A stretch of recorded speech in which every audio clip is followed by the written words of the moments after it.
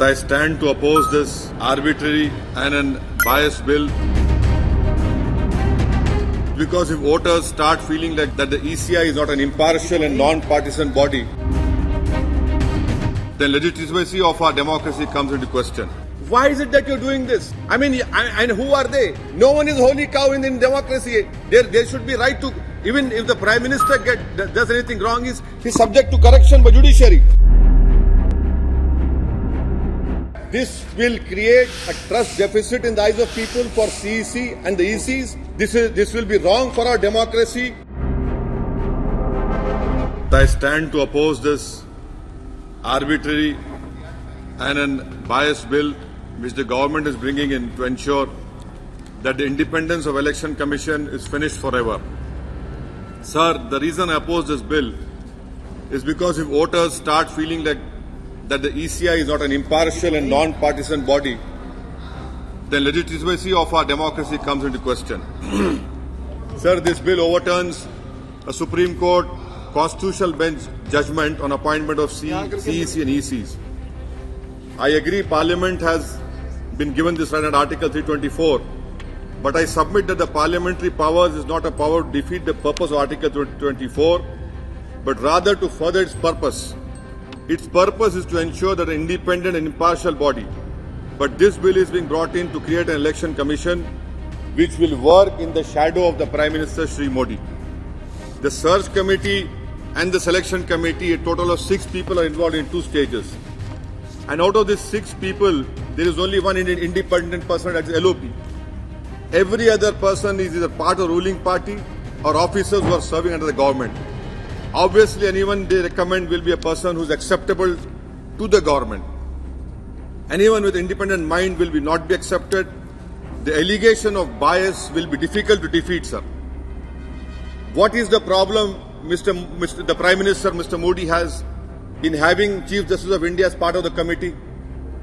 The government has given no reason to exclude the voice of legislature and judiciary from the appointment. The appointment process, sir, is now in fully control of the executive, that is the Prime Minister. Having CJ in the committee will add legitimacy to ECI in the eyes of the public. By bringing such a legislation, you are ensuring that the legitimacy which the ECI enjoys now, it decreases in the eyes of the common people. Sir, what is worse, sir, Chairman, sir, under Clause 8.2, the selection committee can recommend the name of any person, even if they are not part of the list of names provided by the search committee. So what will the law minister do? An article under clause 7 to an appointment will be valid even if the selection committee is not validly formed or even the committee has vacancy. The government is openly saying that once they have chosen a man or woman, then it cannot be challenged even if it is improperly done. So without even LOP, you can take anyone. Clause 5, sir, says that EC or CEC can only be someone who served as secretary to the government of India. Why? Why only secretary? Why not expand eligibility criteria to include anyone with knowledge and experience of how elections are conducted? Why should it not include scholars, civil society, other persons? We can place a condition that members must not be elected or appointed officers or hold government position in the executive, legislative or judicial branch at the time of the appointment. We can add a condition that any past political affiliation can disqualify them. But to limit the appointment, sir, to the people who are secretaries of Government of India, the government is basically saying that so long as you are faithful to us, we will ensure that you get a rightful post under the executive. Their proximity to the existing government is being considered as a qualification when it should be considered otherwise. So proximity and faithfulness and capitulation are very important for anyone to become or to get all these posts. Now come to clause 6, Chairman, sir. It provides a search committee must be constituted under the chairmanship of law minister. Now who will appoint the 2 other persons? Will it be the law minister? Why create this facade? Say openly that the Prime Minister will appoint and get done with it. The law is unclear on who will appoint this committee, who will appoint the other 2 persons. More than this, it is obviously a political process with no independent or impartial voice to suggest names other than those who are acceptable to the Honorable Prime Minister. May I suggest, sir, that the Standing Committee for Law and Justice should participate in the process. If you don't want the committee to prepare the list, let them at least collate recommendation or nomination of eligible people. Let the committee at least interview the people who the search committee recommend. Let there be a democratic process through which the appointees are filtered. And what is the procedure to be adopted by the selection search committees? Will it be majority or consensus? Will the dissenting party have a right to make the dissent public? Who will the minutes of meetings, will the minutes be made public? Will it be laid before this August House? Will both the committees provide reasons for recommendation? All of these requirements must be part of the legislation. There should be complete transparency in who's appointed, who's not.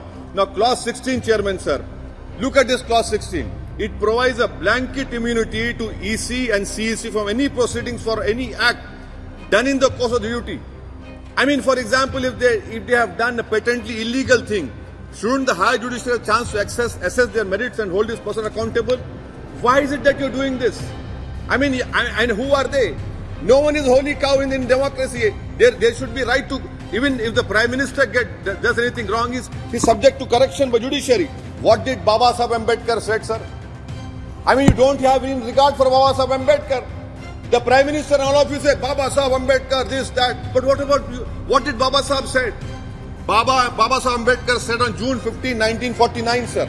I'm reading only few lines of what great Ambedkar had said, who I feel was the tallest leader India has ever produced. He was more taller than Mahatma Gandhi also. What Baba Sahib Ambedkar said, in every early stage of the proceeding of Constituent Assembly, a committee was appointed to deal with what are called fundamental rights. The committee made a report that it should be recognized that independent elections and the avoidance of any interference by the executive in the election to the legislature should be regarded as a fundamental right and provided for in the chapter dealing fundamental rights.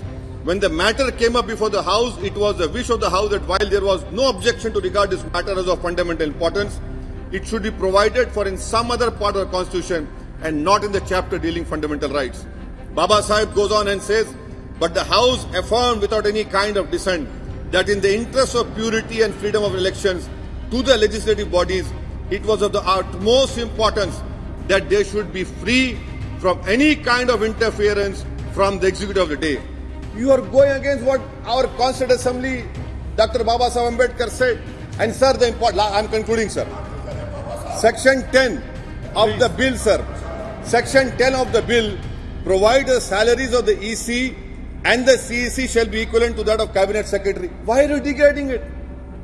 Earlier, the salaries were equivalent to the Supreme Court judge. Why is the government doing it, sir? To control them. Now, please. And I'm concluding, sir.